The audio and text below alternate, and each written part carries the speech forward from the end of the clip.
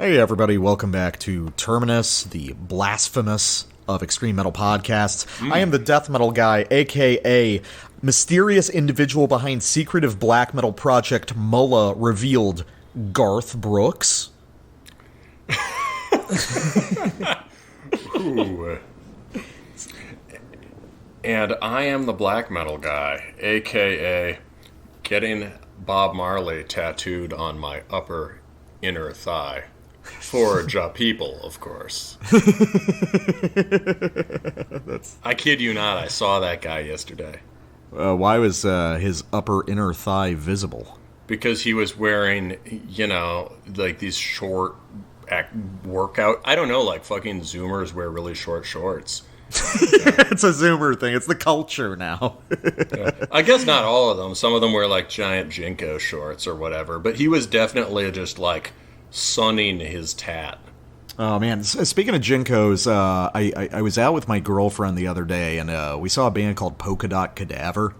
Like a lot of fun. It's kind of like the follow-up band to Dog Fashion Disco, which was a sort of weirdo alt rock Mr. Bungle kind of thing back in the day. So it's pretty good music, but the crowd there was a fascinating sort of like 1995 pre-new metal boom gas station attendant. It just fascinating. A sort of a breed. A breed that we don't really find in metal or in hardcore, but in a sort of like perverse near mainstream territory between the two. I really got a kick out of it. Pre-new metal gas station attendant. Yeah, like if had they been around. So you mean like just? I mean, who liked Mr. Bungle? Like people who liked Tool, right? Yeah, I don't think these people were smart enough for Tool for the most part. So why? Yeah. Okay, that's. Is this like mindless self-indulgence or something? I was gonna say MSI was playing on the boombox, and I think that, and there were several people singing along with the song while it was on the jukebox. Okay. Many of them smelled very bad. There was a mosh pit at one point that sort of unleashed the smell into the crowd, like stirring a foul brew in a witch's cauldron. Yeah, that's the most violent part of the pit. The stench was... Everyone was pretty out of shape, so I would say, yeah, I think that was the most compelling feature. Hey, it's Kari from Sepulchre Curse. And I'm Jakob. You're listening to Terminus.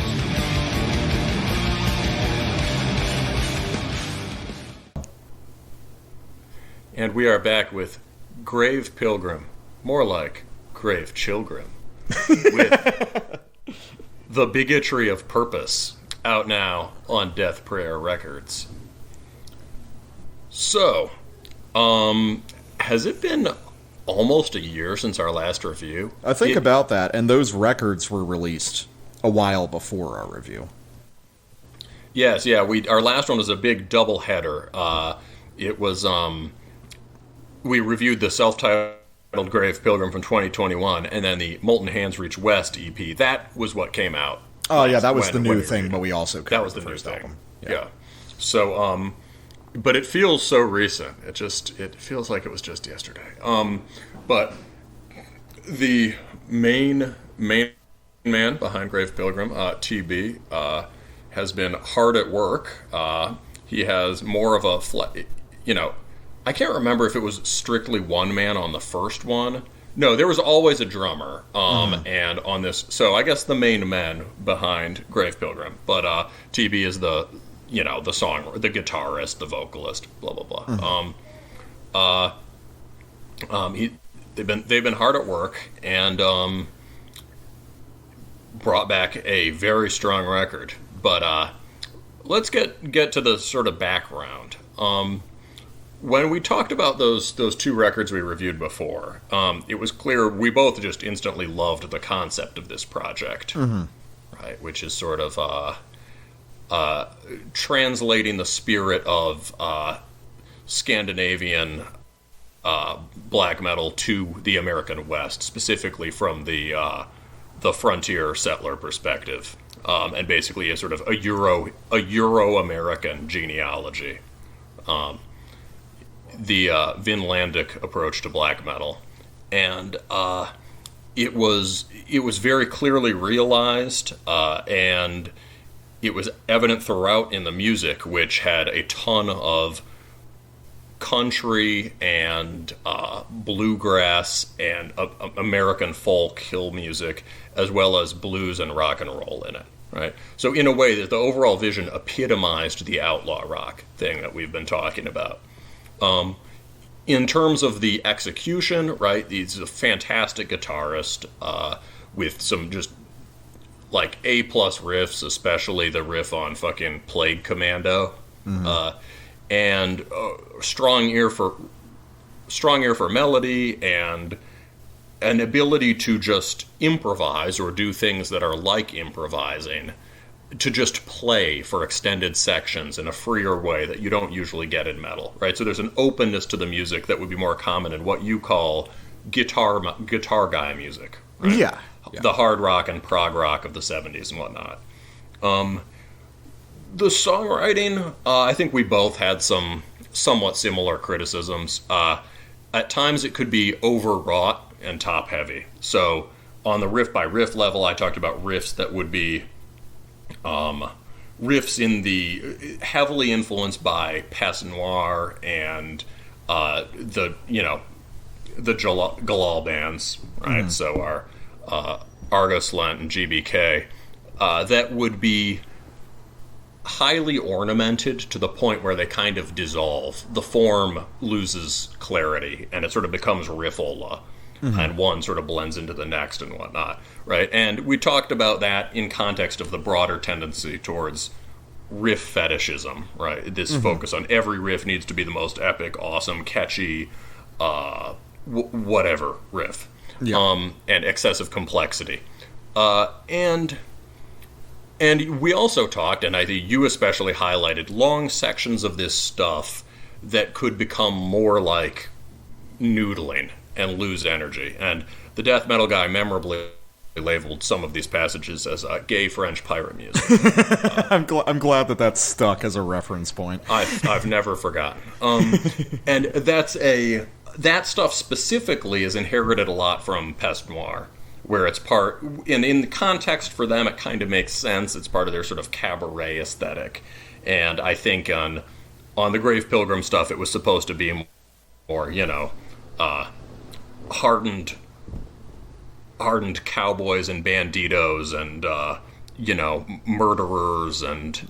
a den of thieves at the saloon, Exactly, yes.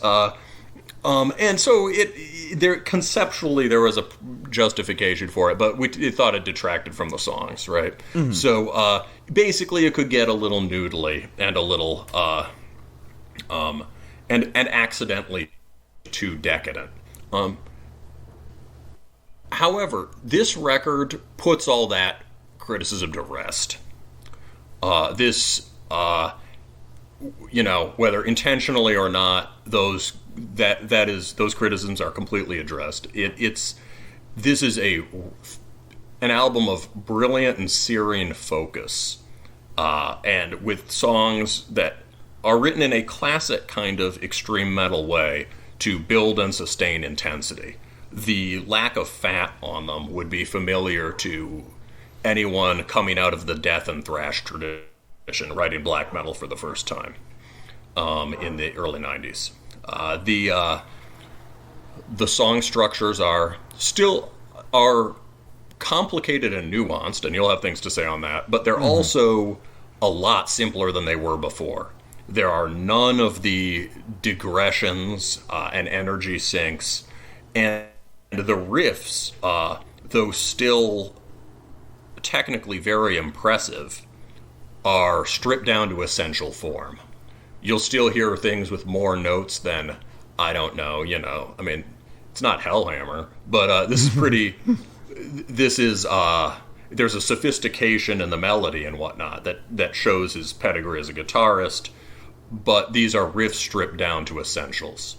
And all the stronger for that clarity of form. And there's a bit of a paradox here. It seems like the way he's gotten out of the riff fetish trap of focusing on ear candy is that he's returned to this core of black metal songwriting, which is riff as the basic unit of musical aggression, or at least musical intensity. And the songs are written instead of, here's this elaborate hook melody, here's that elaborate hook melody, here's this one. It's just riff, riff, riff, riff, riff. And all the riffs are killer. So that's my take on this. It's basically what I had been hoping to hear, but delivered in a fresh and surprising way that I was not expecting. This has a kind of... It's like I couldn't know that I wanted to hear this record because there's an artistry and originality to it. You know what I mean? Yeah. No, it's it in a meta sense fulfills your expectations and desires, but you wouldn't have been able to quantify those in terms of like, I want this riff, this. Right. Yeah. It's the delight of surprise, right? It's and there's stuff on this that I never expected him to do, which both of us will get into. Yeah. So yeah, it's a really good record. It's almost certainly one of the best records of the year. I had to write something very weird in the notes, which is is it weird to say that like this is one of my favorite records of the year, and there's parts of it that still really frustrate me, which is interesting, and that's sort of like artistically provocative in and of itself. It means that he does have a very distinct vision. Just like certain parts of it, I just don't agree with sort of fundamentally. Fair enough. which is fine, and but I support these guys doing exactly what they do. On a riff-by-riff level, it's going to be... if an album was measured purely on the strength and the average quality of its riffs, this would probably be close to number one, if not number one. The guitar style of this band has been refined to a point where I think it's going to be substantially influential in USBM, probably for the next 10 to 20 years. I think this guy has mastered this variety of sort of black metal meets Old West riffing, and he's rivaled only by Makwahiedl. And Makwahiedl is actually not doing exactly the same thing, which I'll get into a little bit. One thing that really struck me was that before this record, the primary reference points I saw for this band in terms of riffing were oriented primarily around other sort of like scratchy but melodic, like best of Instagram black metal stuff. But here it's very distinctly Argos-lent. Like more distinctly than before. I think a lot of the peste noir has sort of been excised from the sound. I agree. Yeah, a lot of the holdover French black metal stuff. Well, I know we'll have a little bit of a discussion about that. I think it's been mostly excised, and we're seeing a more concerted effort to make something purely American, which is always going to be referential to like French and Finnish styles of black metal, because that's what's been the most influential over here for most black metal. But now it doesn't feel beholden to some of those tropes. So yeah, it's and yes, as you were saying, the song structures have become streamlined, but not really less complex. That's a good way of putting it. Yeah, I would say that what these songs really feel like to me are sort of elongated heavy metal epics. Like if you can think of slightly compressed versions of Iron Maiden epics, that's what these feel like to me. There might be some Maiden, some direct Maiden influence on this record more so than the last. Yeah, I could see that because these are very interestingly long, involved, very sort of deliberately artistic and almost proggy metal songs, but they're also all fundamentally verse-chorus songs. Which is really interesting. That is an 80s Maiden at the height of their power thing, is like, we've got a 10-minute prog metal epic, but it's still oriented around catchy and direct verse-chorus structures. There's just a lot of different verses. I find that really interesting. The title track, The Bigotry of Purpose, which doesn't come until the end, has a direct sort of it has just a completely direct Maiden lead on it as the main riff, which is not, despite the Maiden influence in Galal's stuff, you're not going to hear in an Argus Lent record. Yeah. So real quick, I wanted to talk about the Argus Lent influence, because Argus Lent is a band that I've not really been into for a lot of years, and I've been listening a bit more recently, and I'm sort of like finding myself more grudgingly approving of it.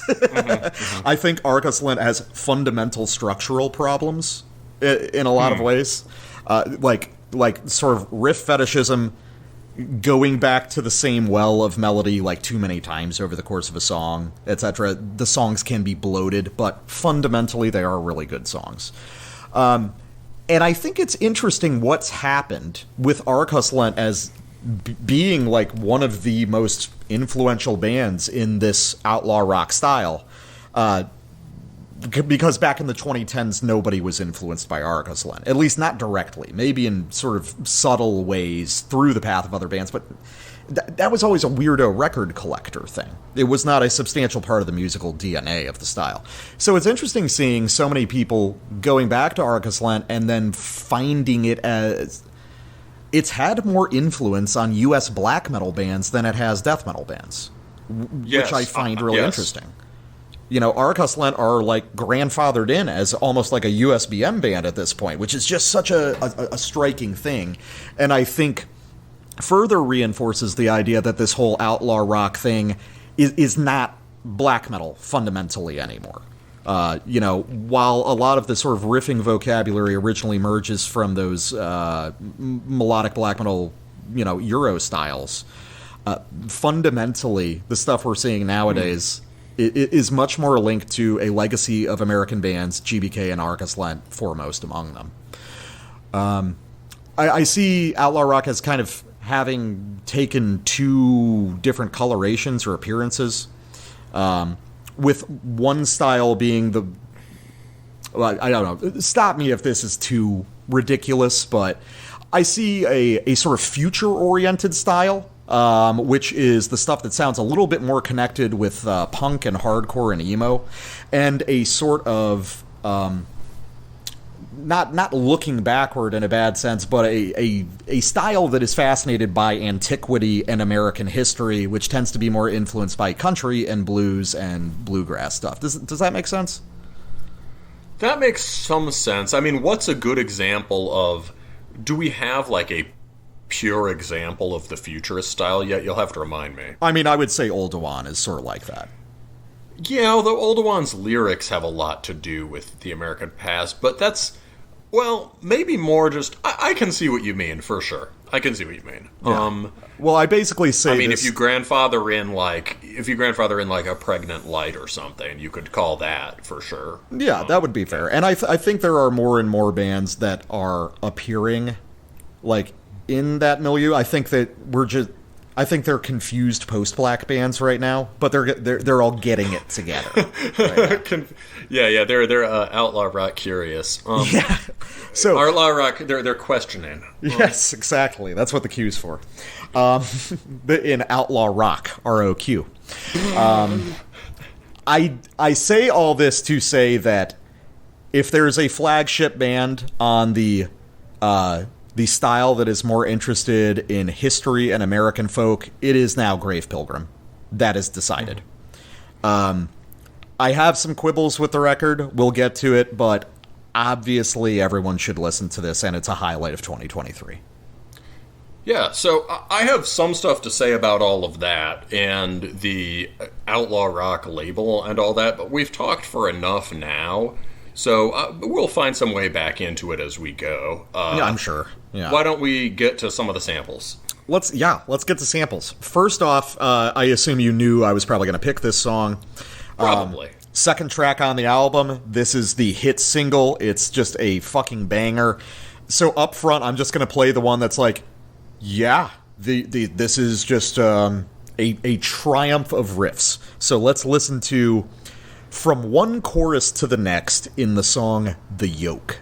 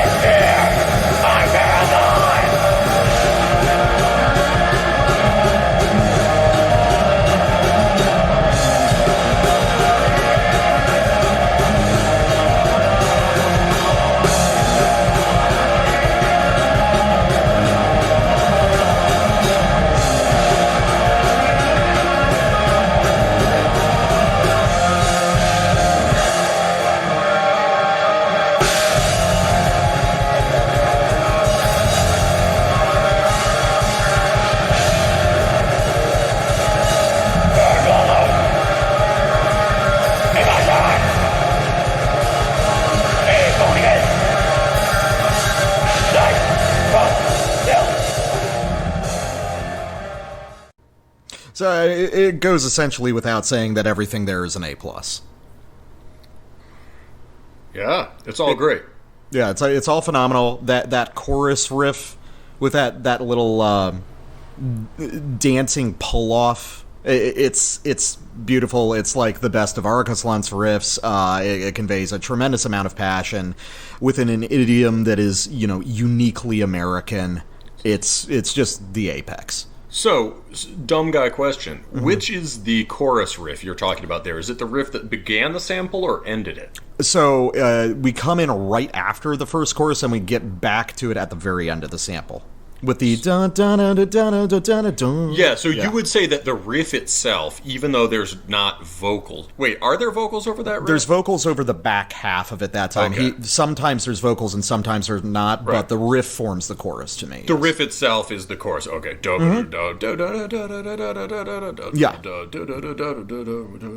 Yeah, okay, that's a great riff. So you think that's an...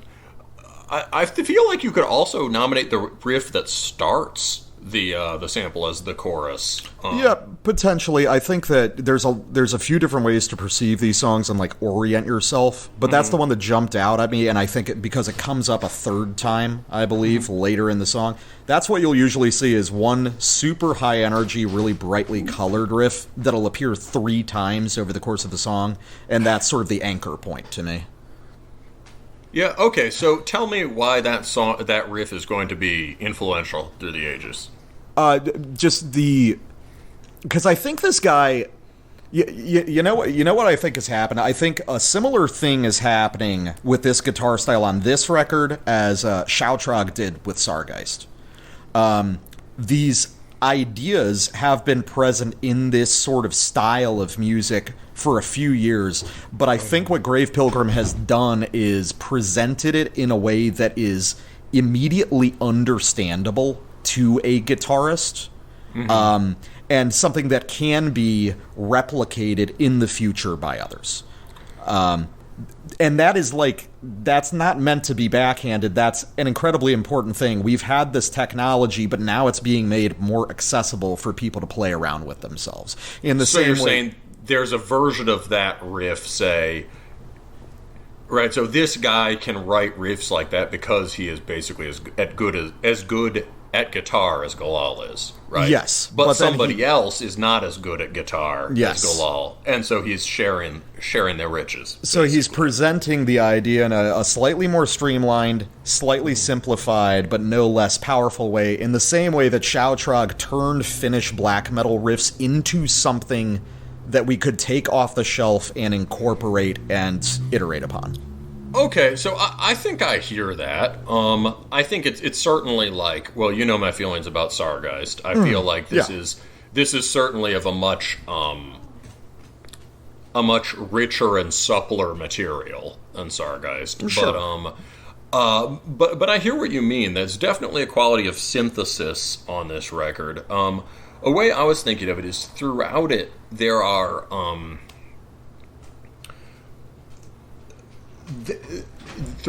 like parts that sound like any of the other sort of big names of modern USBM, as we've talked about, right?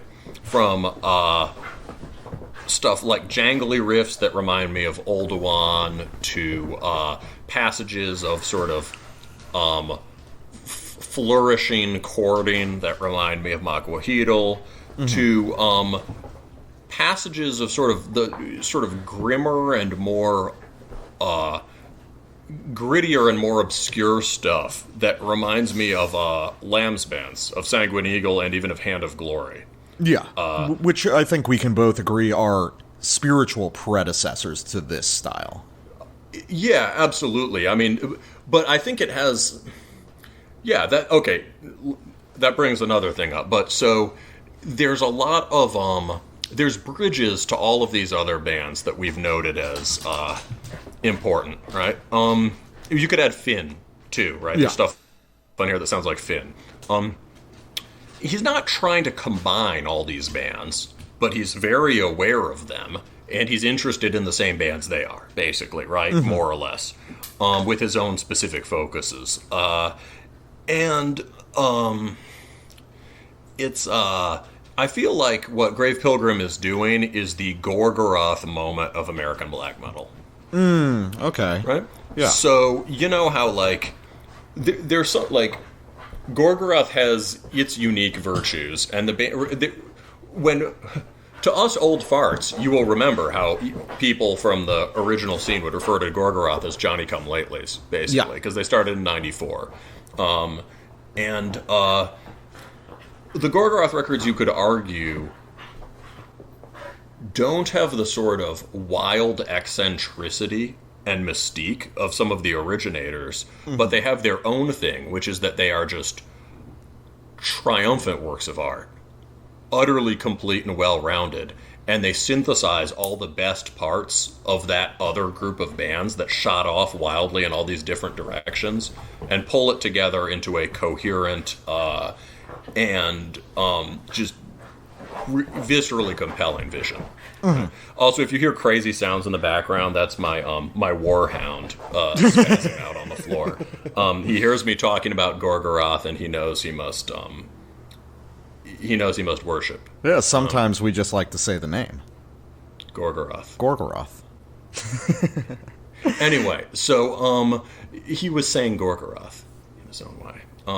But this has a Gorgoroth quality. You could say Immortal did a similar thing on, Battles in the North, whatever. Or Yeah, good example. Yeah, Battles in the North and either Antichrist or Under the Sign of Hell, I feel like are, whether depending if you're you or me, are like records where the Norwegian black metal sound is synthesized, and in some ways it's not as wild and wacky as pre-Nightside Emperor or Catharian Life Code or anything like that, right? But it's but in some way it's just also obviously better and has aged really well. It's aged better than a lot of the second wave classics. It's aged really well. It just like those are, you go back and listen to those records, those riffs are still cutting edge, and they always will be, right? And so this is not this doesn't have the eccentricity of the originator, right, who, of necessity, stubbornly pursues a singular and narrow vision that's idiosyncratic. This is the sort of masterpiece record of the consolidator of a style. And there's nothing eccentric or weird about it. It's just really fucking good, which is just awesome. And something we care a lot about craftsmanship and well-rounded artistry, right? This is really cool. As far as also the Sanguine Eagle comparison, what Sanguine Eagle has that a lot of the other outlaw rock bands don't have is that it's not remotely related to rock music. Mm-hmm. What he is interested in is the most stern, unyielding aspects of, Slavic black metal and things like that. And the weirdest, most necrotic, vile French stuff. And there's something about this record. I get what you mean that in a way it's a consolidation of the American style, but it feels much less rock and roll than the last one. It feels, a lot of these are, although they have, say, the broader pentatonic chording that we expect in this style, a lot of these are more like austere black metal riffs.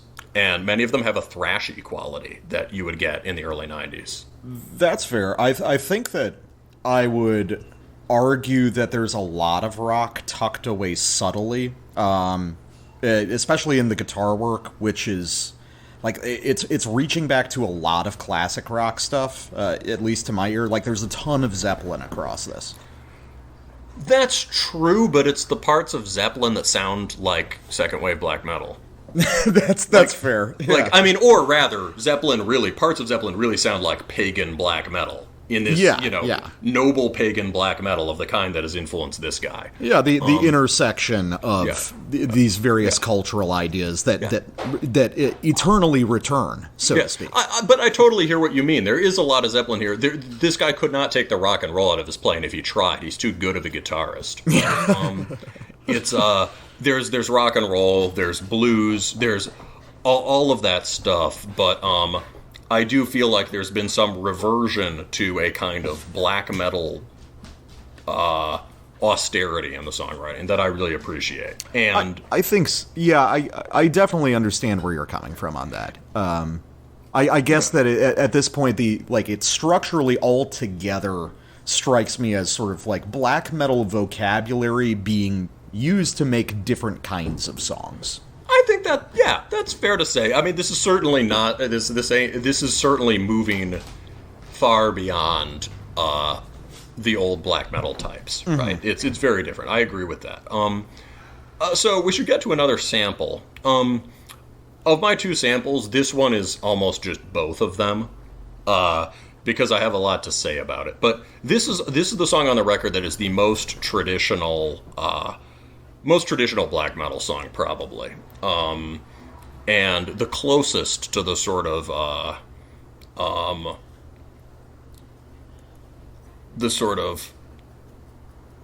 spiteful martial discipline that you found in Lamb's work. I wish he could have heard this song. I don't even know if he would have liked it, but he would have had something to say. So this is The Archaic Torso of Apollo. This one really struck me. So this is a setting of a poem that's pretty well known by Rainer Maria Rilke. That is a bold move, right? Not only is it a setting for a poem, which can go wrong, right? It can end up as pretentious, or it can seem like you just wanted to fill lyrics. But this is a very well-known one, so you have to do justice to a masterpiece, and it has to seem like more than just a superficial name check. And these guys knock it out of the park. The poem is short, so I should read it so you have it in mind. We cannot know his legendary head, with eyes like ripening fruit, and yet his torso is still suffused with brilliance from inside, like a lamp in which his gaze, now turned to low, gleams in all its power. Otherwise, the curved breast could not dazzle you so, nor could a smile run through the placid hips and thighs to that dark center where procreation flared. Otherwise this stone would seem defaced beneath the translucent cascade of the shoulders, and would not glisten like a wild beast's fur, would not, from all the borders of itself, burst like a star. For here there is no place that does not see you. You must change your life. Ugh. So, that is that's the poem, and basically the idea is it's filled with paradox, but paradox that doesn't undermine itself. Paradox without irony. Mm-hmm. Basically, the idea is all we have of this statue, early Greek statue of Apollo, is the torso. And yet, although we can't see the rest of the body is just as present because of the sublime artistry of it, right? If not more present. And the paradox of the god's gaze, right? Apollo, god of burning solar wisdom, right? In which his gaze, now turned to low, gleams in all its power. So somehow the fragmented thing, the piece of the thing, projects outward the form of the whole, and has and although muted, has all the power of the whole. And that is there's a kind of there's a complete rejection of modern ideas about history there, right? A forceful traditionalism in that. And you can read the poem in several different ways, of course. You could read one in ways that privileged irony, that privileged fragmentation and loss, or whatnot. But a lot in this poem lends itself to a very black metal interpretation. And that's what Grave Pilgrim gives us. There are two themes here, and they are, you could call them epic versus tragic. And the whole song is based on the interplay of these two themes. The first is kind of an arrogant Argoslant riff, so you've already drawn a lot of attention to that. Just forceful and masculine and exuberant. And the second has a tragic striving quality to it. And pay a special attention to that one. I think that's the best riff on the record, and just I've never heard anything like it, really. So we're going to start about 48 seconds in, after the A and B riffs have already gone off once. So this is or riffs 1 and 2, whatever you want to call them. This is riff 1 the second time into riff 2 the second time.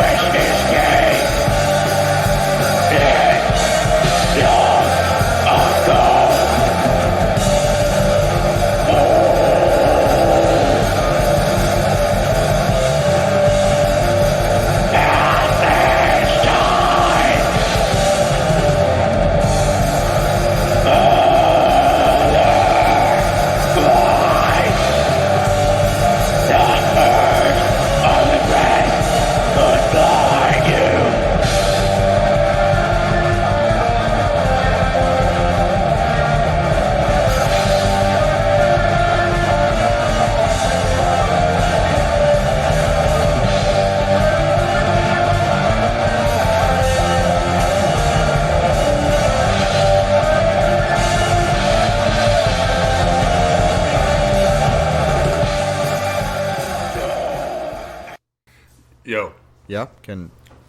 Does it still Sorry, do I it? was listening to the song again. Say something. Hi, this is me. I'm reviewing the Grave Sounds Pilgrim. great. Sounds great, although your level is somewhat up. You want me to turn down slightly? Just a little bit, yeah. Otherwise, the people will be surprised. Gotcha. 1 second. I switched USB ports. Yeah, sometimes you gotta change holes, man. So, yeah. The order is very important, I've been told, though I've never listened.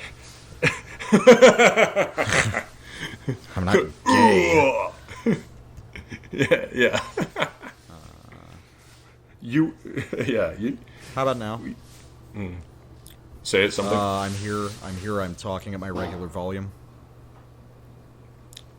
That's turn up slightly, and then we're good. Okay. It was distorted by the fact that I realized I had my volume up really high because I was listening to the song. Check. I am once again speaking at my usual volume. That's good. Okay. So, Count me off.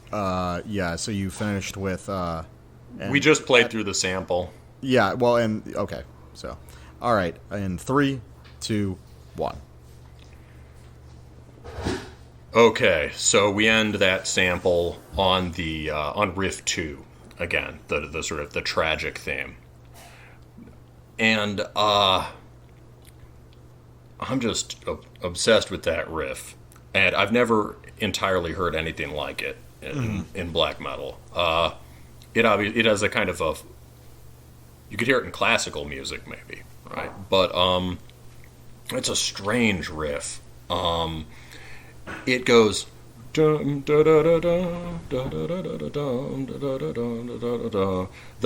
the weird thing is the it's got like a unusual amount of dissonance in it. Yeah, there's some very chromatic stuff happening in that riff. So I think what it's got, it almost sounds like a bluesy thing, but it's not. It's the use of the same thing, like a passing tone. You know how on the blues scale, the tritone, even though we in metal want to play that one the most, it's a passing tone. It's used for embellishment. This sounds like the passing. It's that kind of passing tone, but the whole sequence starts a whole step up, not from like 4 to tritone to 5, but it starts on the 5, and the riff starts with a stutter, right? Da da da da da. There's this break in it, which is really unlike classic black metal writing, right? Which is the unbroken wall of trem or the unbroken wall of syncopated thrash riffing. Right?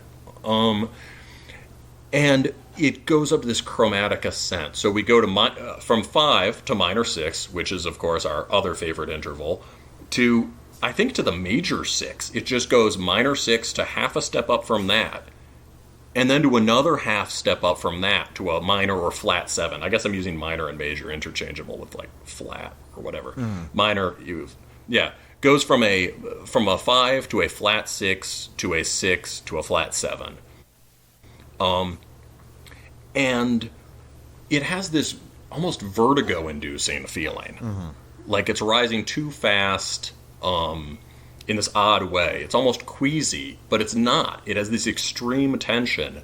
And then the fact that it gets up to that flat 7, which is an epic solid interval, right? That's just a whole step below the root, makes it brighten as it moves.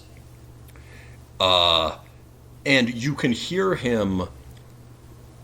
The important thing in a poem, right, is that the form of the poem, on a structural level, the poem should contain and body forth the vision, the content, right? And that Rilke's poem does that really well. You can look at it on the page and see how it does it. You can tell he took his task seriously, right?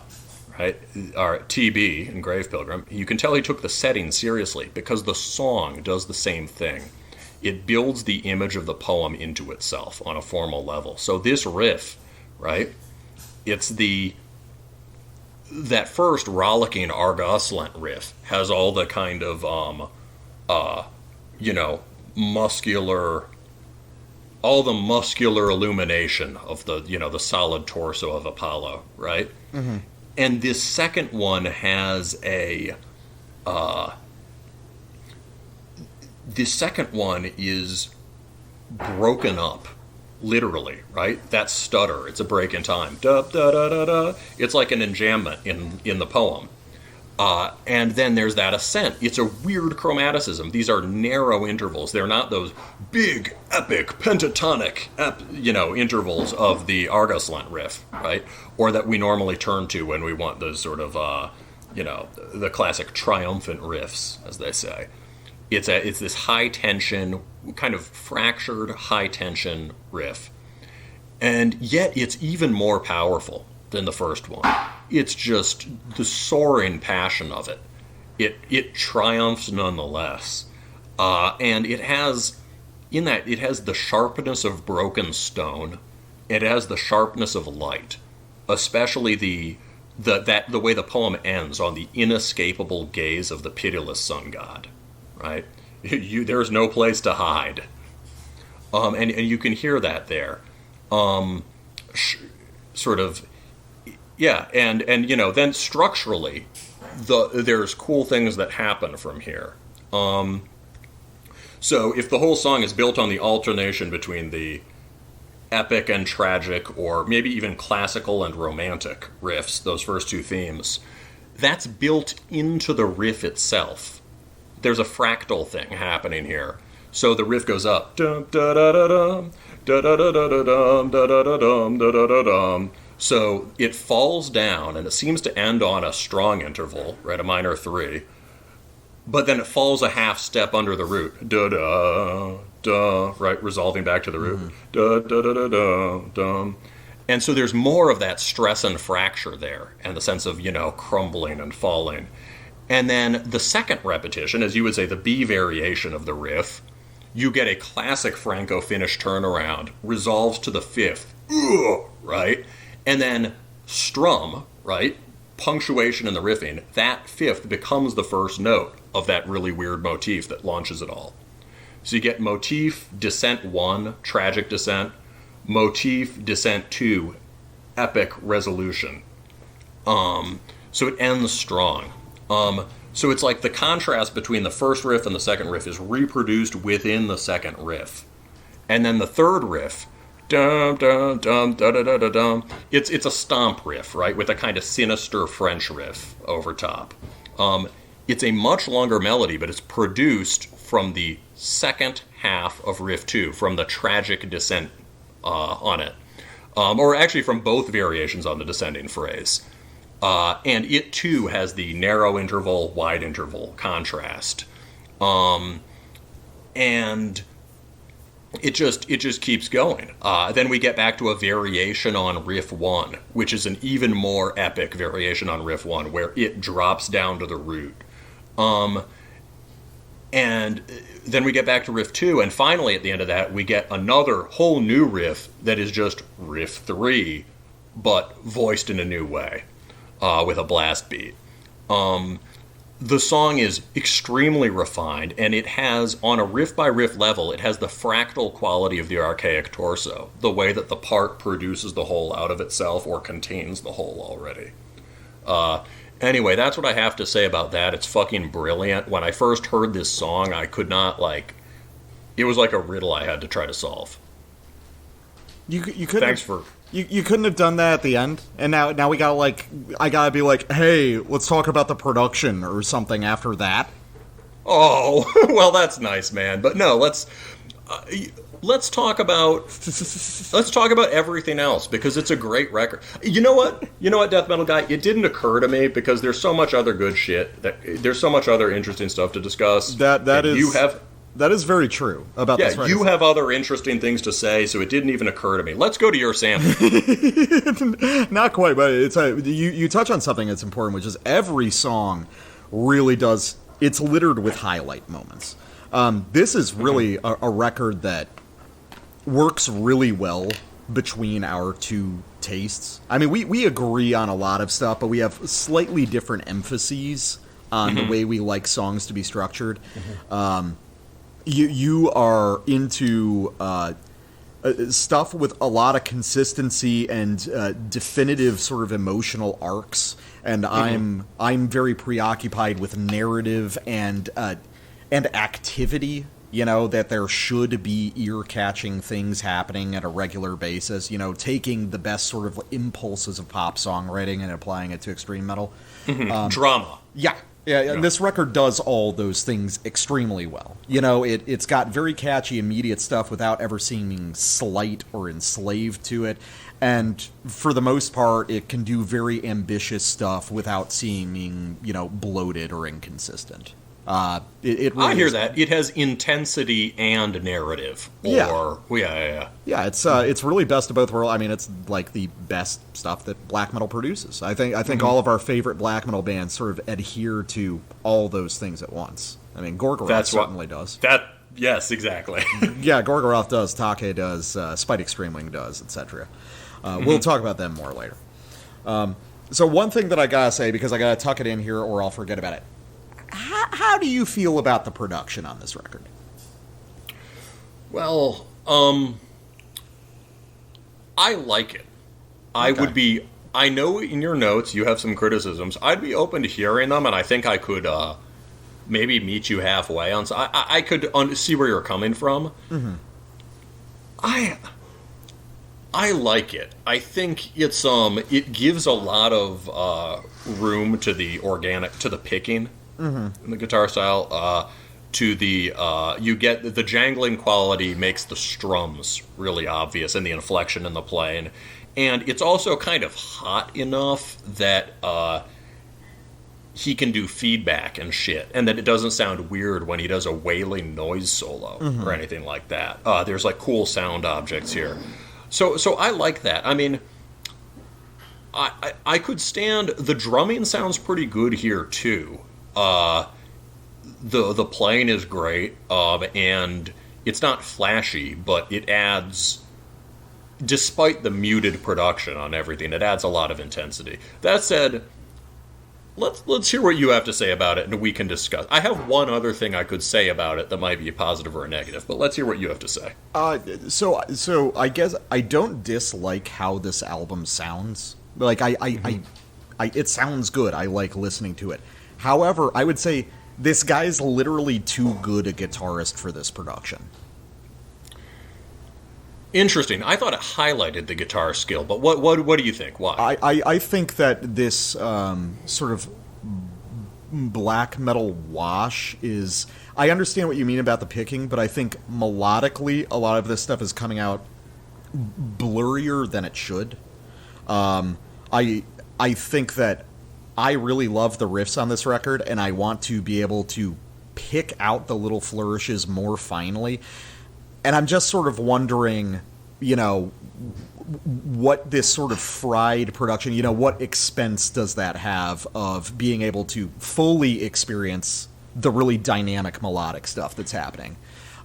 Certainly it's audible, and if I pay attention very closely, I know where everything is, but I just can't shake the feeling that I kind of want to hear Grave Pilgrim with, like, big production. Do you want to hear it with our Goslant production? Kind of, yeah. I kind of want to hear it like that, or I want to hear it with sort of a booming studio production, because these songs would clearly work in that form. I don't think they would lose anything from a more high-fidelity production, and I think when you've got music that's this ornate and sophisticated, you start hitting diminishing returns. Because, like, I guess it's a question of where the emphasis on this music is. This seems to be, at least to my ear, music that is so fundamentally driven by this sort of technical, detailed guitar work. The production style just seems to be operating at cross purposes with how this music is built. It could be that he hasn't had time to think about the production. That's fair. He's produced You know what a I mean? lot. Yeah. It's like they write a lot, they record a lot, and and they're so focused on building songs that it could be that they're just like, well, I mean, obviously we're a black metal band, let's just produce it like, you know, let's produce it like a black metal record, like let's produce it like a Seigneur Voland record. Right? Yeah. The tone, the kind of production quality is kind of like a Seigneur Voland record. I think there's one defense you could make of the tone here. Well, a couple. I think part of the thing that it proves is this is extremely heavy and aggressive music without being loud at all. And it certainly proves that. I mean, there's a kind of... It wants to direct attention to the abstract, i.e. essential form of the riffs rather than to the tone. But you can do that in various ways with production. Another thing to say would be, it sounds like the whole record's being played on a scratchy gramophone. Like, almost like the sounds are coming out of the 19th century, right? Like a sepia black and white photograph of a Viking on the front. Yeah, I get the idea. Like, it all... I understand the conceit. I think that maybe... But it could be a criticism. What I just said could be a criticism, too. There could be a bit of a historical sleight of hand and a manneredness to that, right? It's like, okay, well, of course you're influenced by the 19th century. You're influenced by the 4th century, too. Or, I mean, and by 4 millennia BC, or 3 millennia BC. But, like, you are trying to bring that vision into the now. Do we need to, like, artificially reproduce... There can be a kind of, like... There are productive games of artistic telephone and refraction or whatever, but there could be something a little too clever about, like, let's try to make the record sound as if it's from the 19th century, right? That game of as if is operating on too refined and too conscious a level for this kind of music. Yeah, I don't know if that's what's happening. I just see it as something more simply, it's like a sort of holdover from a more traditional style of black metal that I don't see as especially necessary anymore. Yeah, I think this record is, like, perfect as it is. No, I get it. Yeah, However, I wouldn't object to hearing the next record sound like have just barreling. You can do raw, organic, and authentic sound that's easy to do with two dudes in a room, and it still be huge. Right? Yeah. Or Spite Extreme Wind. All of Cosmocrator, which is like one of my reference recordings and one of the best records ever, they recorded that in 3 days in a, I think a Romanesque or Gothic cathedral that they had to get it done in 3 days before the local community arts council realized what they were doing in it. Yeah, and to pull that off, you just have to be as good as Spite Extreme Wing. Right, which Grave Pilgrim are working on, so maybe close to there. So let's go to your next sample. Sure. So I want to go to Rhiannon's Wake. So, as you pointed out, a lot of the sort of, I don't want to call it novelty, but very offshooty stuff that occurred in the first couple records is gone, but not exactly. I think it's just been replaced with unusual textures and ideas that fit more neatly into the aesthetic of the band. And I think Rhiannon's Wake is a really great example of it. So this is a kind of secret prog rock song. I think that's I accuse that of basically all the bands in this style, that there is like a sort of long-haired prog rocker lying at the heart of a lot of it. But I think it's especially true on this track. Because this track is oriented around, very surprisingly, some really wonderful, clean female vocals that are a genuine asset to the music and don't feel like novelty seeking and feel very naturalistic, despite the fact that their delivery is almost a sort of an almost like Victorian. It's how would you describe it? I think it's, it's, the song is basically, I looked for an original of this and I couldn't find one. I thought this might be a setting of a Scottish border ballad or something. As far as I can tell, it's not.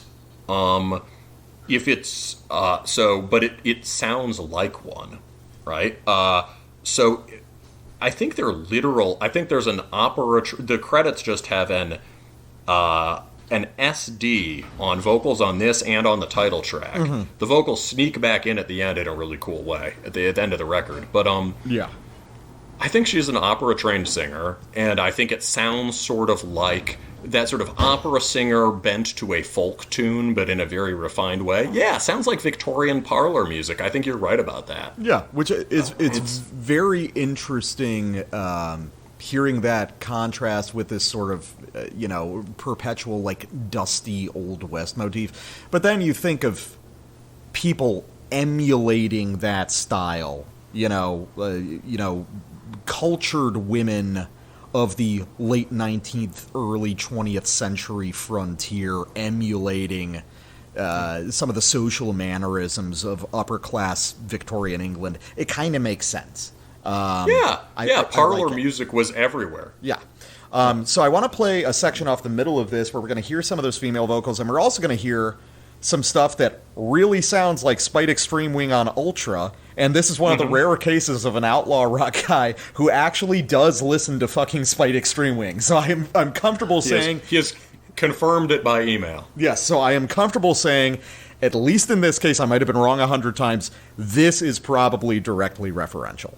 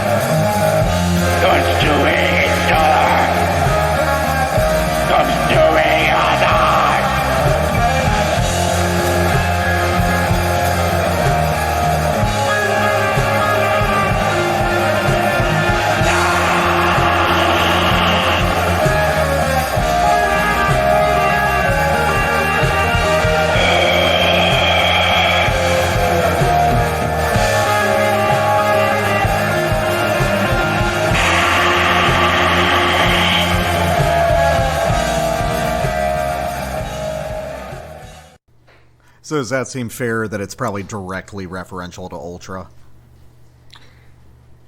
Yes, although specifically which part, I sort of lost focus for a minute when we were listening. Well, you'll remind me and the people. Most of the material outside of the vocal driven stuff, the more sort of wandering noodly but not in a bad way stuff that's very 70s rock that was all over Ultra. Yeah.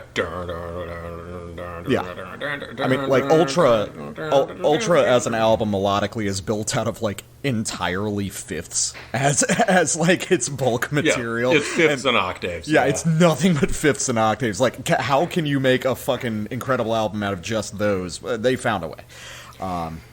and I've been stealing from it ever since in my own music. So yeah, I hear it because Ultra has this spaghetti western aspect. Also the tempo and inflection. Ultra we've talked about is maybe, I think I was talking about this with Hyper Shaman on the Poseidon review, but right, Ultra is maybe the closest. Spite Extreme Wing has always been sort of sky music, but Ultra is the closest they got to kind of an oceanic sound because it's very rolling.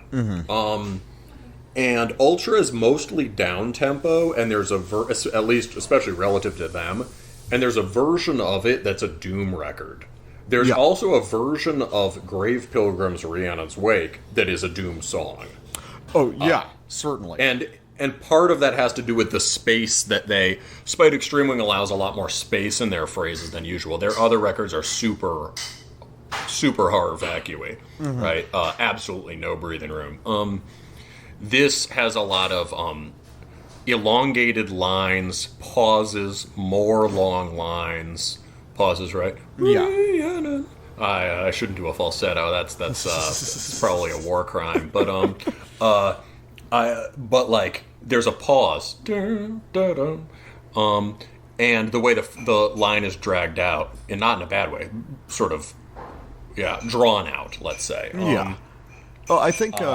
It's very different from standard black metal writing, and I can see how it's like that Spite record in particular for sure. Yeah, and I think that, and through that, there's another link, which is Ultra is, a moment where it was harder to pick up on previous records, but by the end in Ultra, you're like, oh my god, this was sort of paradoxically long hair guitar guy music the whole time. Because I'm especially noticing, like, on that softer, more muted riff during those lilting female vocals on this track, the riff underneath it is almost a sort of electric blues thing. Like some of the more the paced out, low volume on the guitar, like Stevie Ray Vaughan stuff, actually. Which, growing up, my dad was into a lot of these sort of electric blues styles, but it wouldn't surprise me if that style, that sort of 70s blurring into 80s, technical guitar forward but not prog music was a substantial influence here, and probably also on the Spite record as well. What do you think about Fleetwood Mac? I love Fleetwood Mac. Yeah, well, obviously I love Fleetwood Mac too, but like on this song, so I tried to search, the only song that came up is just Rhiannon by Fleetwood Mac, who, and it's one of their most sort of Celtic witch songs, right? It seems to be referencing the Celtic goddess Rhiannon, who Stevie Nicks associated with a witch, a sort of a fertility, like a Freya figure, dangerous fertility goddess. I think. I mean, do you think that could be a reference point here? Because it's quite proggy and also deeply folky. Yeah, because I compared something else that we reviewed somewhat recently to Fleetwood Mac as well, and I think that is part of a milieu of like Americans, folk singer-songwriter stuff that is all, and at the very least, a subconscious influence to this whole style of music. Like, where we've touched on like Bob Dylan in the past. But it's so suffused. Aren't Fleetwood Mac from Britain, or am I an idiot? Fleetwood Mac are, I believe, American. Am I tripping out completely here? Am I tripping out? Oh no, they are from London. I've always just thought of them as a very American band in a way. Yeah, but yes, there is certainly into Americana for sure. Yes. Yeah, that is fascinating. I'm sorry, I'm a fucking idiot, guys. I don't think I've ever listened to a full Fleetwood Mac album, and I just rolled the death metal guy. Oh yeah, dude. Well, you got to listen to Rumors now. No, I've listened to a lot of it, and I love the big Stevie hits. Yeah. So, but I think that sort of era of like. 60s and 70s folk singer-songwriter stuff, not necessarily just American, is sort of crucial. It's crucial to the style, but it's, like I was going to say, it's so suffused into the texture and into the background radiation of just music you listened to growing up that it's almost hard to identify. I think the Fleetwood thing makes sense with the whole line of the whole sort of historical trajectory this guy is setting up, right? It's right, he's doing sort of Americana rooted in British folk melody, right? Scotch, Irish, and English stuff. And in a sense of the European past, they are British people doing Americana in a very British way. That's also full of English folk music. Right? So they're like meeting in the middle somehow. Yeah. Different trajectories to the same thing. But yeah, I really just wanted to. Did you have anything more to say about that? Not really. It's just very cool, and every track on this album sounds very different, but rotates very homogeneously around a sort of aesthetic. So it's like, yeah, that's how black metal records should go. They should, although the songs should be distinct on their own, but they should all sound like kind of the same song.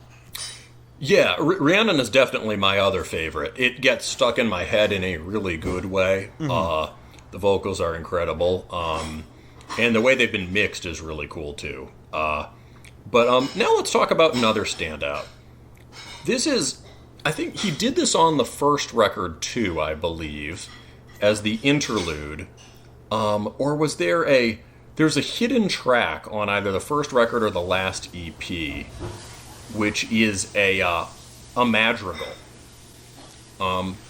That is like Renaissance, early Renaissance guitar and lute music.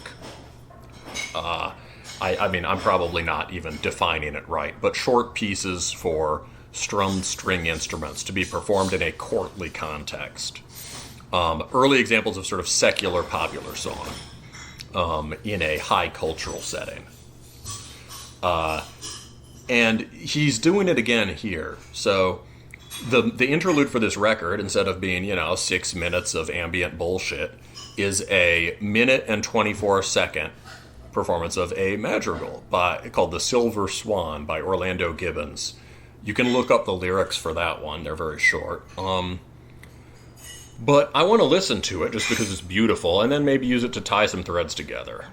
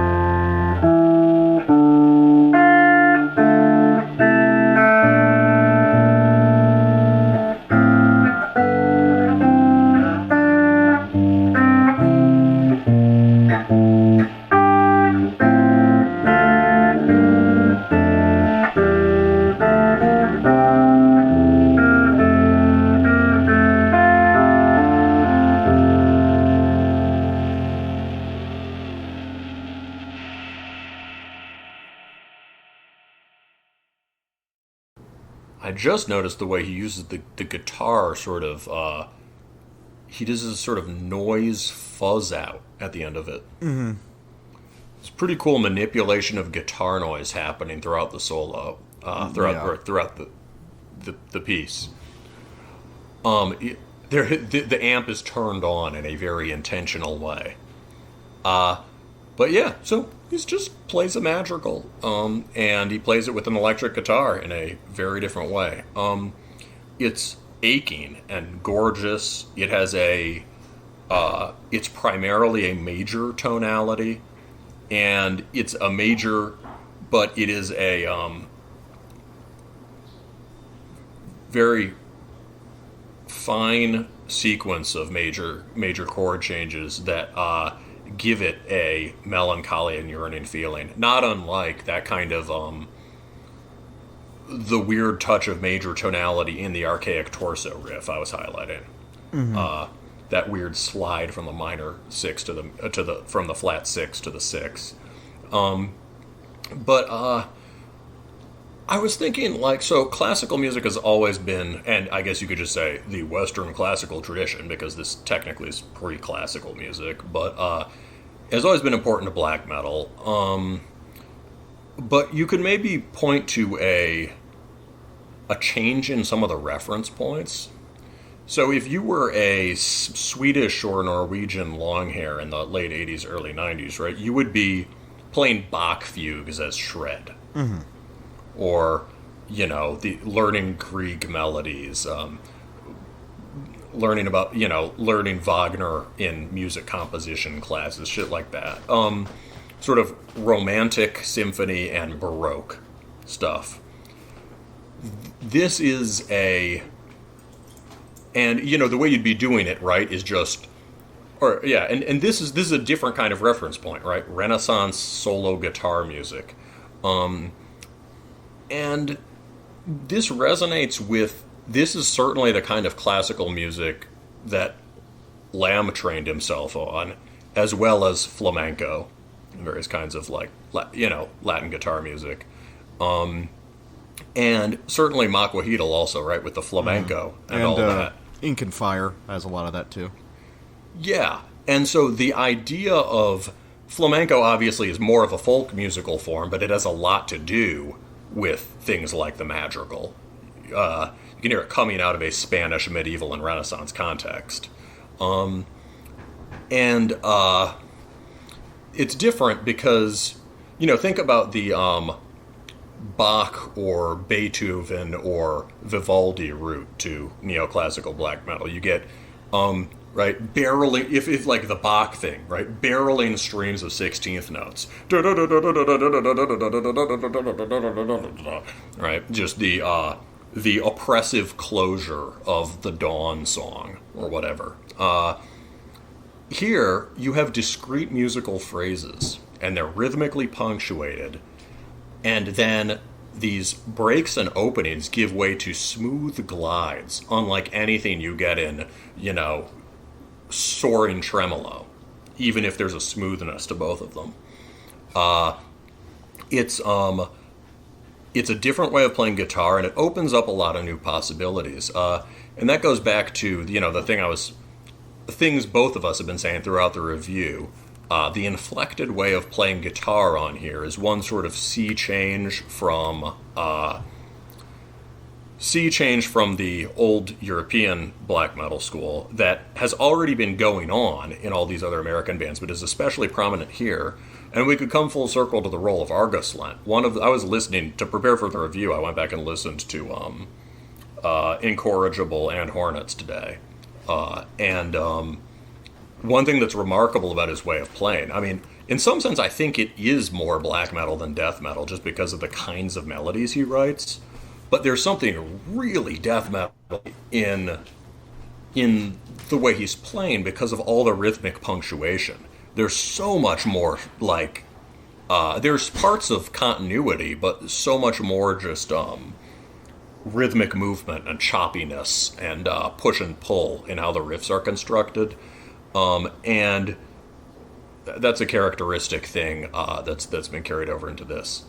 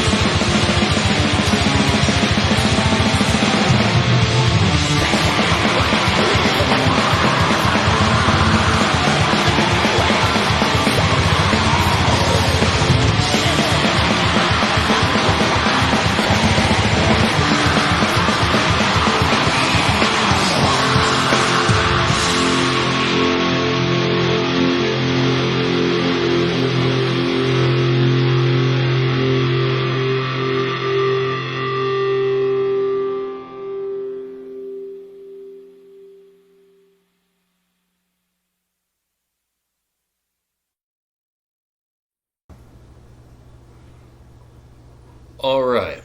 So, we just discussed a record that's an obvious shoe-in for Album of the Year, right? Or a strong contender. And we're back with another record that a lot of people have been bandying about with Album of the Year. I saw this on Instagram, and at first, you see it a couple times, and you're like, yeah, that's just because this is what everyone's into now. But then I saw it enough, and from people whose taste I trusted, that I was like, well, damn, I gotta go check it out. And so we are back with Der Tod und die Landsknechte, wir fürchten, weder, Tod, noch, Teufel. And so that's Death and the Landsknechts. That is the late medieval, early Renaissance Zweihander mercenaries. This record, it turns out on listening to it, I can see why people are praising it so much. It's fucking awesome, and it's very well-rounded. But before we go further, I must warn people, we will at times refer to this band as absurd. Given that there are already at least 2 absurds, I think you can deal. So, how to explain this project? I mean, basically, it is absurd. However, it is Wolf from Absurd on vocals, and the main songwriter, to be fair, was never in Absurd. He was in a bunch of other bands that I don't know. Many of which sound like Absurd. Oh, there we go. Okay, so I think he's part of the same loose circle of musicians, I believe. They have, yeah. But his guitar work here is phenomenal. But it basically just continues a certain thread in Absurd. And it's the thread that I liked the best. To describe how this record works, I thought we would hand it over to a perceptive YouTube comment from a guy on the record, from a guy named Dragojaniak. I don't know, that makes me think he's a Croat, but he's probably like from Mexico. So, to me, DTUDL felt a lot like a spiritual successor to Absurd's Grimmig Volksmusik and Blutgericht era, or what Absurd could have been had Wolf and Sven kept that same authentic folk sound. This, however, is a whole other level, as they have managed to find a way to be both the successor and having a new, more polished, fresh sound. So, authentic folk sound is the key thing there. So Absurd has always been a bit of a weird proposition, right? I remember listening to them very early because I was like, well, everyone says this is just the most punky black metal you can find, and it's, pagan, and, it's infamous, and blah, blah, blah, right? Then, you try listening to Facto Loquunter, and you're like, I don't know, man. It has some bangers, but it is so clunky that at times it's unlistenable. Yeah, and if you're saying that, it's extremely fucking clunky, because you like some clunky. Yeah, exactly. If it's too clunky for the black metal guy, it's clunky. So, and there was a way that the band developed from this sort of rooted in... The band developed towards a more folky sound, and... On Grimmig Volksmusik and Blutgericht, which were in the early 2000s, very early. These were, Blutgericht was 2005, and then Volksmusik was also 2005, and then there was a compilation. What? I'd just like to point out that this record by Der Tod, it has like the same fucking album art as Blutgericht. So it's yeah.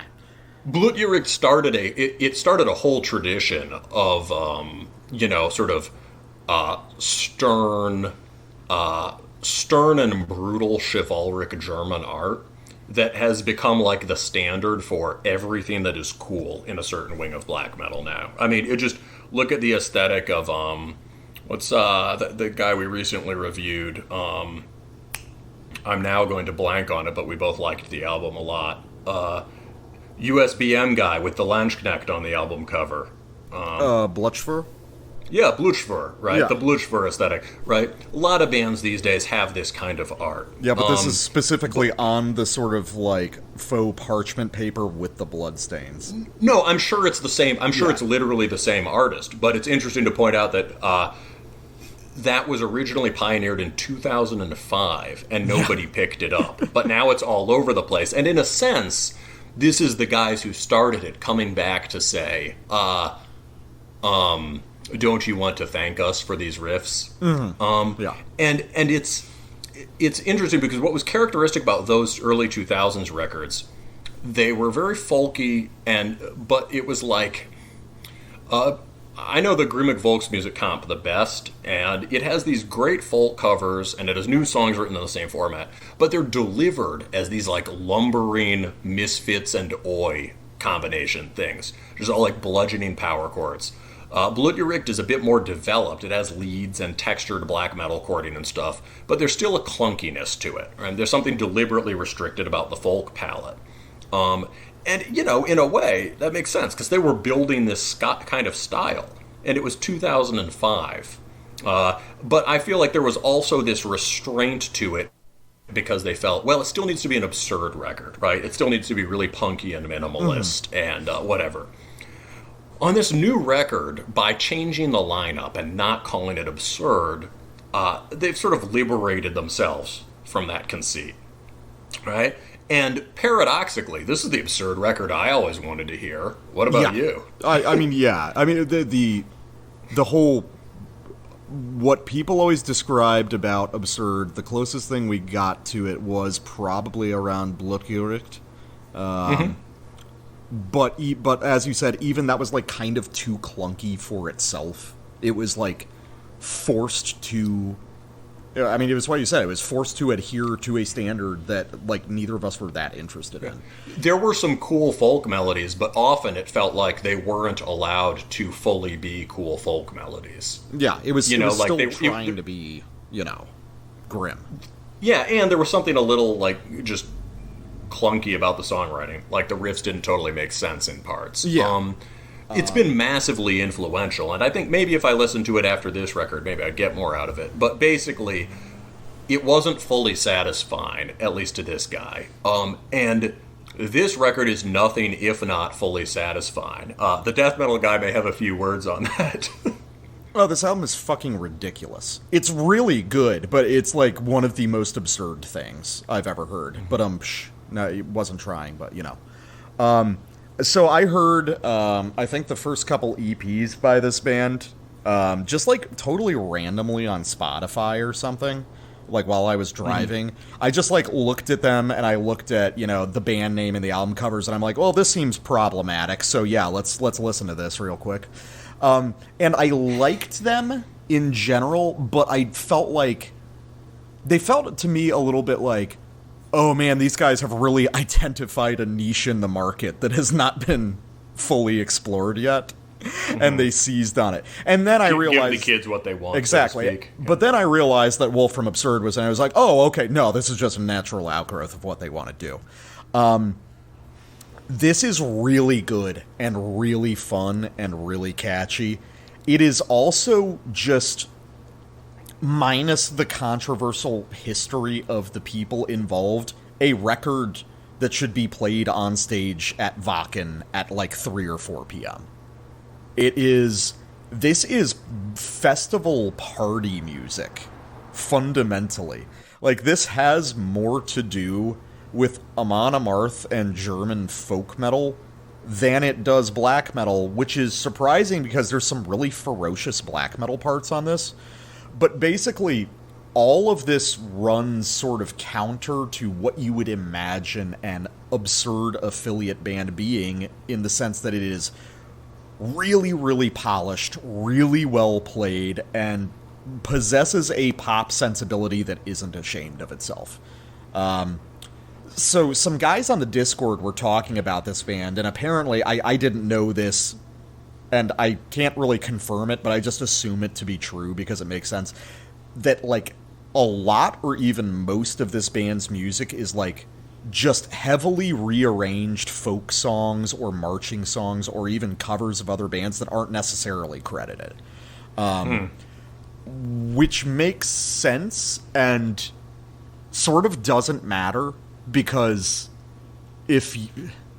This is going to sound very reflexive, but it's like, if you were to do that, it would sound like this. And yeah, why wouldn't a sort of German black metal band just remake German folk songs and marching songs, which already sound kind of like black metal songs?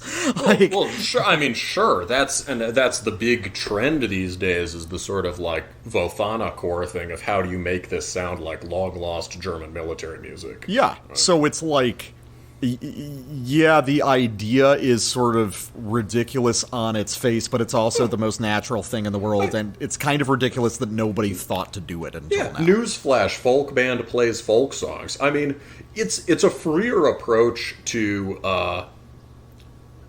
it's good that it's good that in hardcore and extreme metal, bands got away from the rock and roll approach of playing a standard or whatever. All that kind of nonsense, or like, hey, let's just do covers, man. The idea of original songwriting and individual craftsmanship is important.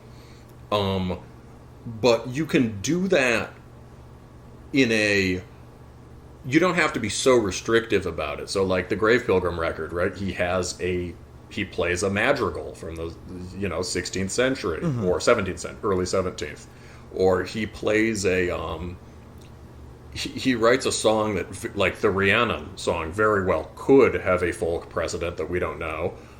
The Archaic Torso is a setting of a poem. And so similarly, why wouldn't a band that's interested in folk tradition heavily rework folk songs like they already did on Grimmig Volksmusik in a more obvious way? Yeah, it is... It makes intuitive sense, and the sort of, like, relative originality at play doesn't really matter, because, like, you could get to these songs by just making sort of poppy German folk black songs, like, without directly referencing anything. It would sound just like this, So so this is really interesting, and I think it's good, and it makes sense that they have sort of partitioned this band off for its stated function, which is to create big beer spilling, black folk RAC songs that just make intuitive sense. I think it's really funny that it's like you have Bloodhericht and then 15 years of people not caring about that style, and then it becomes the biggest thing in the world, and now Wolf is back to do a project oriented just around that. It's one of those just strange meta moments in the development of heavy metal that is very silly but makes perfect sense. It could have totally gone wrong. I mean, it could have gone wrong, but it didn't. Oh yeah, this could have been a pile of shit. And the fact that it's not, as far as it goes down the rabbit hole of some of these ideas, is a minor miracle. Yeah. There are parts of this that are so close to being completely unforgivable in my eyes, but they manage to snatch victory from the jaws of defeat every time. The Landsknechte staying one step ahead of death. This album is a clinic on how to stick the landing for ideas that shouldn't work. So, speaking of which, one reason they stick the landing is that there's a version of this record that is successful, but just absurd, usurping the festival stage at Wacken, right? Imagine that. Yeah. It could just be kind of shallow and fun party music, dark side folk metal or whatever, but instead there's a lot of like love and emotional depth to the music. It's the writing, the folk melodies are very authentic and have texture to them. There are many things that could essentially be folk metal or power metal riffs here, and they're often wildly entertaining. Yeah, I like how the first song opens with like a brutal, like melodic take on a Sodom riff. That's so fucking cool. There's a lot of thrash here, but also the folk melody is real, often quite elaborate, and has a sense of history in it that you would not get on a similar record, and that goes with the emotional depth. So let's listen to a song that does all of that really well, in addition to being a banger. This is the second track, Frühlingsluft und blauer Himmel.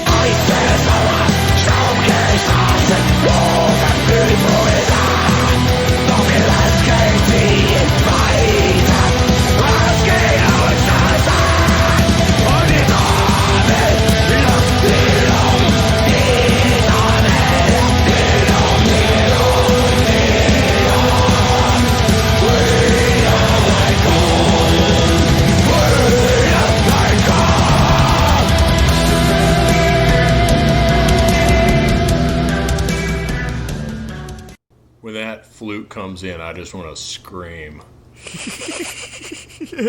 that is hard flute. There's so a couple just sort of stray things. One, a lot of this sounds like my favorite parts of Horn records. I had also thought of that. Yes, and Horn, of course, sounds just a ton like that era of Absurd, but way more melodic. I wonder if there's been a bit of a back and forth there. So there's that. Two, that's mostly power metal riffs by volume, and they're awesome. And one of the, I remember when I was in high school and I would listen to power metal, I'd be like, man, this is really cool, but like, why can't they like scream a bunch?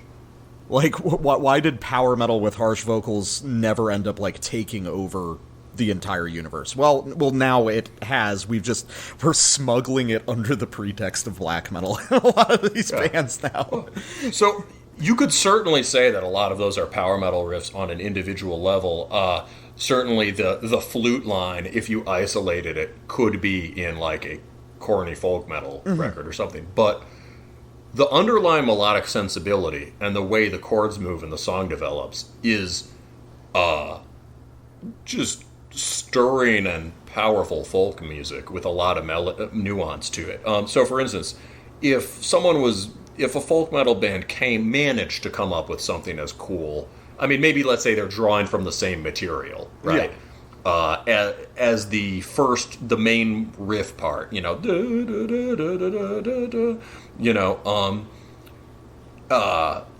if they managed to do that, they would never have come up with the sequence of major chord changes that turns it around. There's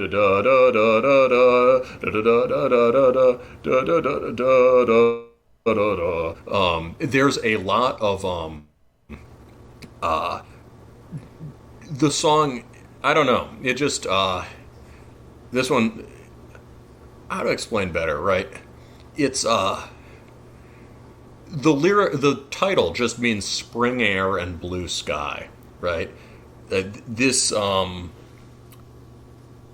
maybe the lyrics are actually about splitting heads and smashing breastplates under spring air and blue sky, but they might just be about spring air and blue sky. Yeah. And I think what this song shows is you can writing in the folk tradition, you can write a vigorous and even aggressive explosion of joy at the everyday, right? And at these moments when the cosmos intrudes into the everyday and interrupts, the humdrum human, like, maybe the lyrics just are about, like, how sick it is when you walk outside in the spring and the wind is up and you want to thump your chest and scream.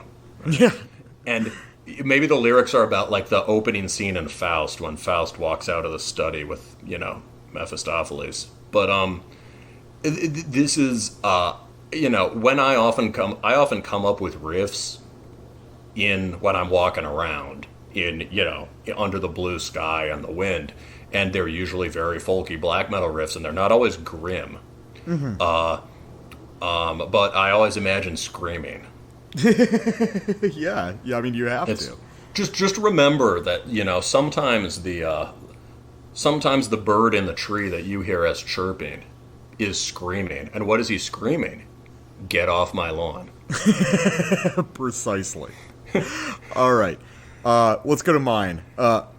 Weder, Tod und wohnen.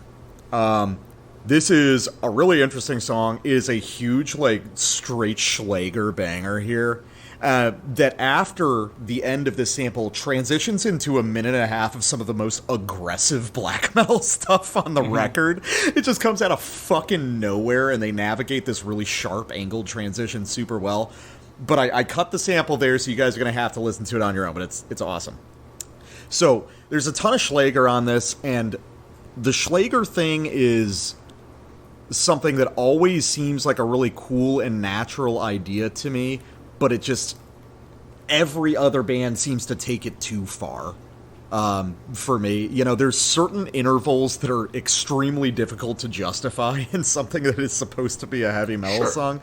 Sure, it can sound comically cheery. Yes.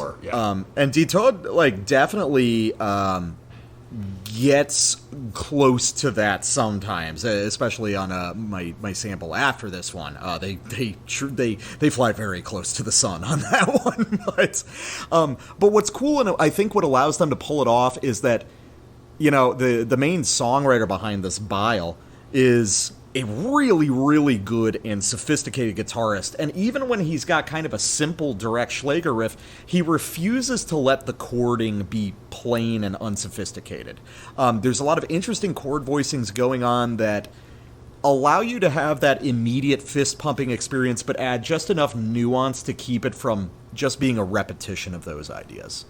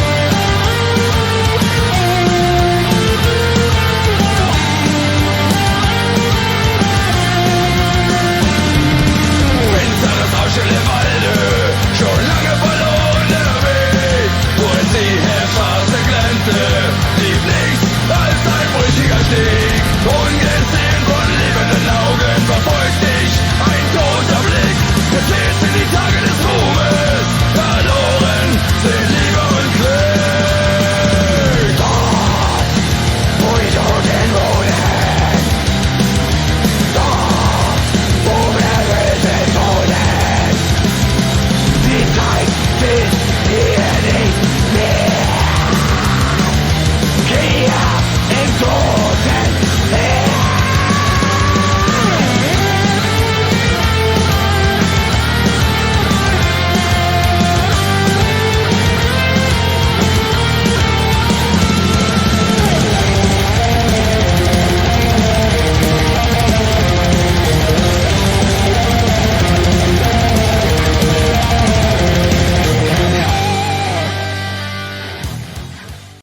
right, so that for the most part is just a huge RAC song.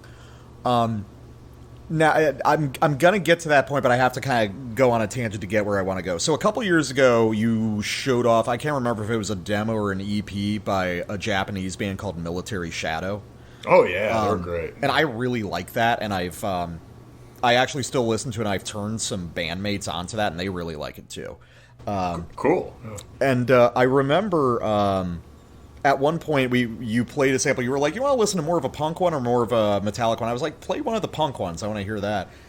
And it ended up being awesome and coming off as really metallic to me. And I remember saying on the show, "Okay, that's fucking awesome. I love everything about that. Why can't punk sound like that?" And you just said, "Because they're not good enough at playing guitar." And I think I'm saying this because, so this is basically an RAC song, and RAC's one of its biggest limiting factors is that the melodies are inherently cool, but they're not good enough at guitar to do more with them. This is what happens when you put RAC in the hands of a guy who's really, really fucking good at guitar, knows how to draw shades of feeling and depth out of these sort of simple conventional ideas using elaborate chord voicings and just gussying up the riffs a little bit. This is like the ideal of that sound to me. It's not getting too far from its basic sort of tough guy oi punk roots, but it's been made more sophisticated for guys who can't just do fucking four chords and the truth anymore. You know, it's really awesome. I think that they execute it incredibly well. I think that there's a remarkable amount of development that occurs. I love the way that black metal intrudes on it with those more sophisticated winding trem melodies toward the end. It's just an example of everything this band does really well. You know, using these very blunt ideas and making them more sophisticated and intricate. Yeah, that just the chording. You know, one thing you could say, I guess, developing what I was saying from the last one, it's like he works with cool chord progressions that come with the folk songs to some extent, and then I think he adds, obviously, chord sequences of his own. From the bass chord sequences, which you could just... Which, first of all, yeah, an RAC band would never come up with because they're too indebted to, like, rock and roll, basically. Mm-hmm. But starting with these elaborate chord progressions, then he turns them into riffs. So you get da da da da da da da da da da da da da da da. It's there's a lot of ways he's sort of like dancing around the root note in the chording or something like that. I don't know exactly what. Yeah, there's a lot of cool embellishment in the chords and ways. Also, I guess what I'm saying is ways to take what could be a simple 3-chord progression and it becomes an 8-chord progression. Yeah, it's dynamic in the way that sort of, you know, low art classical music is. You know, sort of classical era, you know, early, like we were talking about with Grave Pilgrim, you know, the madrigals, the idea of this sort of like early music for consumption. Or I'm not sure how you phrased it exactly. Well, early secular, it was high culture secular music. Mm-hmm. So like as opposed to like not coming out of the monasteries or not, God, let's see. Let's double check on the madrigal. Silver Swan. Yeah, Orlando Gibbons. It's 1612. Mm-hmm. Right? So just before we get the rise of Baroque music and all that. But I don't know, yeah, it's just I guess motets would be even earlier examples of secular popular music, but or secular art music. Yeah. But it's something like that. Yeah, so I think what you mean is like sort of high art, low art, or song. It's like high art forms being translated into the folk song format. Yeah, right? And you know, talking about that sort of like you know, we've touched on the show before. You know, the idea that, you know, folk music is the first pop music. You know, it's the first popular music for the consumption of the average person. You know, and these guys understand the interactions between those different lineages in a way that few bands do. Yeah, for sure. All right, well, it's your sample next as well. Yeah, so Scheiß an den Galgen. Here's where we get to the opening riff on this was tough for me, man. I'm not going to lie. My heart skipped a beat, and I thought this was going to be the moment this band jumped the shark. But they actually pull it the fuck off. It is one of the most just insane major key folk melodies I have ever heard in a metal song that I can fully endorse. And I think that the reason they're able to pull it off really is just a matter of contrast.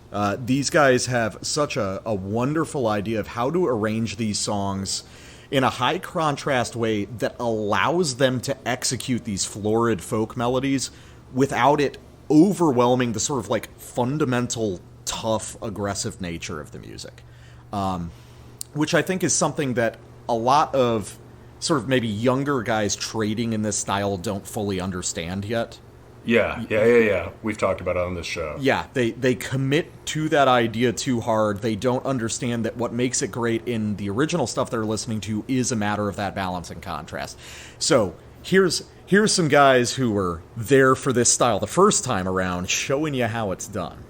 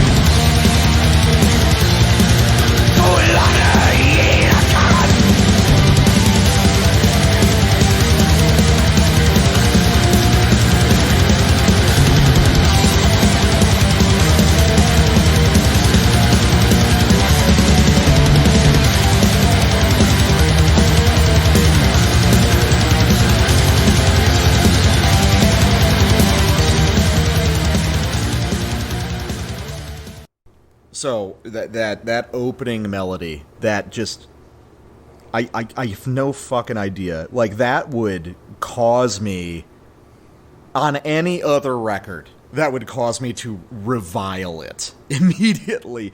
But they pull it off because they put it in direct contrast with this much more directly black metal melody that still has something to do with the folk melody. It's just like working around the root notes of it. But then it's sort of, as you pointed out, exploring ideas from Immortal and shit in there. Which is like really fucking hard minor chord stuff. Yeah. Like, it's like just like mountainous Dorian, and then you do the fill it in with the broken arpeggios. Yeah, it's one of the best things about this record is the sheer audacity of this bitch. You know, like their willingness to do stuff that is requires a total leap of faith on the part of the listener that they're going to find a way to tie this back to like extreme metal. And they consistently do. I don't know if I've ever heard a band pull off melodies like this as convincingly. At least not one that goes as far in this German folk and Schlager direction. I think you're right. Yeah. Yeah, there's a lot of people doing this style, but it's like, fuck, it goes overboard a lot of the time. But these guys have found like they have threaded the needle in such a way that it actually works. I think one reason it works for me is that it never sounds like pop punk. Like that melody at the beginning. I mean, I guess I don't have any. It's certainly surprising. I'm not inherently against it in a black metal context, but it could sound way too chirpy. It could sound silly. But one thing about it is, it's not just if you just play a riff that has those intervals and 4 of the chords or a more predictable rhythm, it could sound like pop punk. But they follow the full folk melody, I assume. Yeah, it's a long melody. There's a whole sort of progression and resolution thing that happens there. The way it's spaced rhythmically is not like even a conventional metal riff. It's like real earthy folk song. So I kind of buy it. I'm not immediately. It doesn't make my hackles rise necessarily. But in part because it's so authentic. The other thing I pointed out to you, it was like, it doesn't even remind me of RAC specifically so much as just Cockspur. Yeah. You can hear that on England Belongs to Me. Any one of the songs on that record have this kind of pub song thing, which I think can work in a black metal context if it's done with sophistication and with authenticity. I think authenticity is just the big thing for this record. It is extremely authentic. It's nothing if not authentic. And part of the authenticity, I would say, like, comes from accepting what it is. Yeah. This album would be so much worse if it, like, had gnarly production and was trying to be a black metal album. Yes. No, this record wants to be... this is written as accessible, immediately compelling, catchy music that you can yell in the pub before getting thrown out, right? Yeah. It's the other cool thing we wanted to talk about was that sort of when the double bass comes in at the end, the double kick. Yeah. Beautiful riff there. And it's a beautiful riff, and I said it sounds kind of like a Winterfilleth riff, except it has an immediate melodic connection to it's an epic minor key riff, but it has an immediate melodic connection to the folk theme. Really cool. Also sounds a bit like Tod und. Oh yeah, definitely. Like Tod und,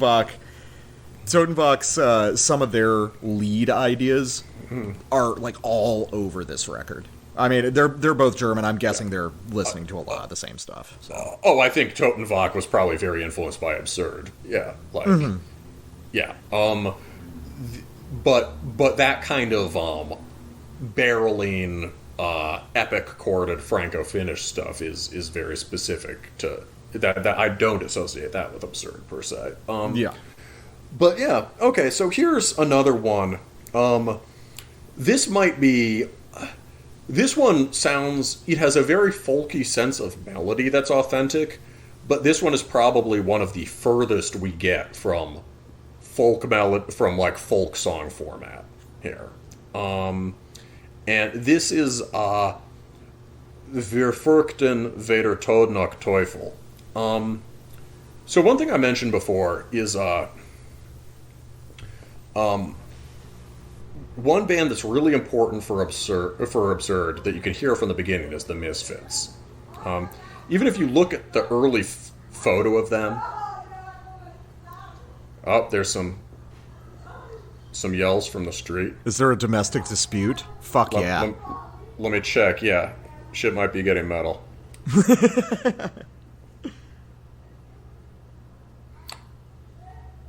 Well, it concerns us not. Anyway, there's a one of the early cover one of the early sort of photos that they have on Metal Archives, you can see they look like the Misfits in the photo. This song is like, this is one of the rippers on the record. So, and the characteristic Misfits thing is what? Ripping D beats with power chords that are hammering away at grim and epic intervals. Basically root, minor 6, minor 7, right? Flat 7. And so here we have the same formula, but when you throw in some spicy leads, suddenly you've got heathen speed metal Attakk.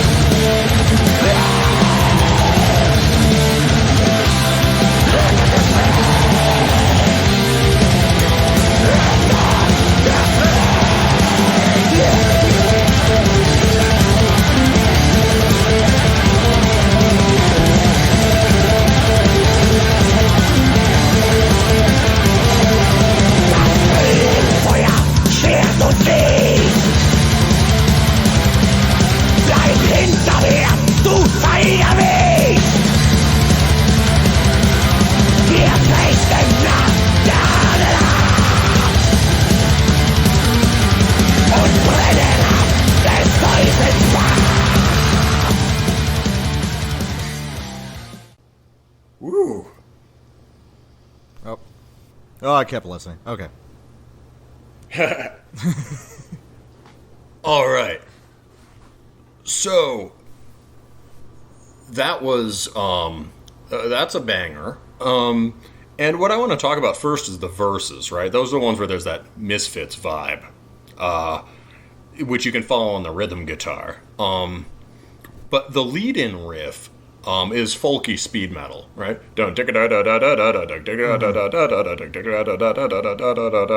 That's just a Maiden riff made a little more pedal pointy, right? Yeah, it's very very Equilibrium. I've mentioned them before, but that's a German sort of folk metal band from the mid 2000s. Actually, first album was 2005, same year as Bloodhirricht. But it's interesting.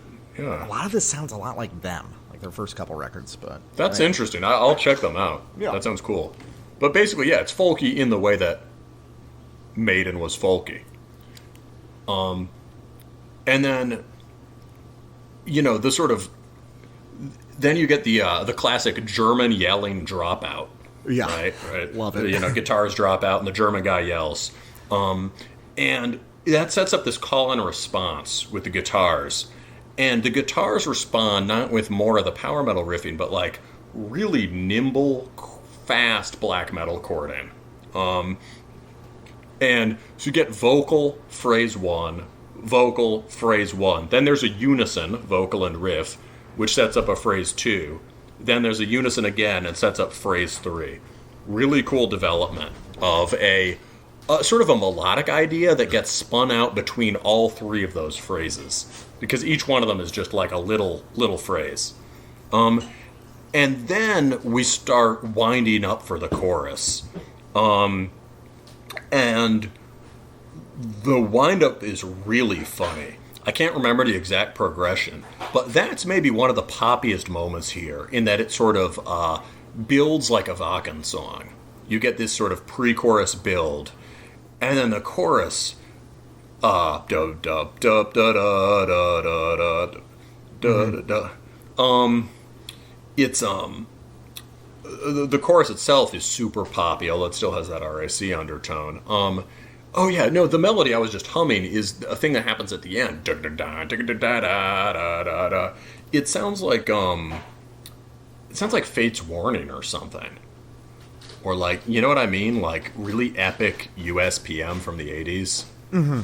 Yeah, I mean, there's a lot of this that is reaching directly back to like almost NWO BHM stuff, like that little harmonized guitar part in this. You might associate it with Melodeath, but really it's like Iron Maiden and like full, like early, 7-inch NWO BHM stuff. I guess, to be fair, Fate's Warning isn't considered power metal, but what was the... kind of are. But like it's... Yeah, kind of are. There are other bands from that time. What was the band from before... it's a tangent. Don't worry about it. But basically, you hear what I mean. That whole sequence is really cool, and it's a part where they pull off some extremely poppy moves because of the aggression and black metal depth in the verse section. Then sort of earns all of the indulgence on the chorus and breakdown part. One band I want to mention in connection to that part, the sort of heathen speed metal part specifically, and this record more generally, is Heldentum, which is part of the network of projects these guys have had. That's another band that isn't absurd, but is basically absurd, and was kind of my favorite absurd record before this one. Highly recommend Waffenwehr. And that one was... Wolf was also originally doing guitars there, so I wonder if he had some influence on the writing. Vocals, and then, again, it's a guitarist from outside the immediate scene, from Wolfsmond. Then I had Unhold on bass and drums. And that one, again, had really deep, folky riffing. It was much more of a black metal record, straight up, but it sort of had... The middle songs were sort of doomy and intense, and then the... big slow build doom songs, black doom songs, and then the first track and the last track were just misfitsy speed metal rippers, and I hear a lot of that on this record, and I love it. I'm happy to say that the of all the absurds, the one that isn't absurd is the best.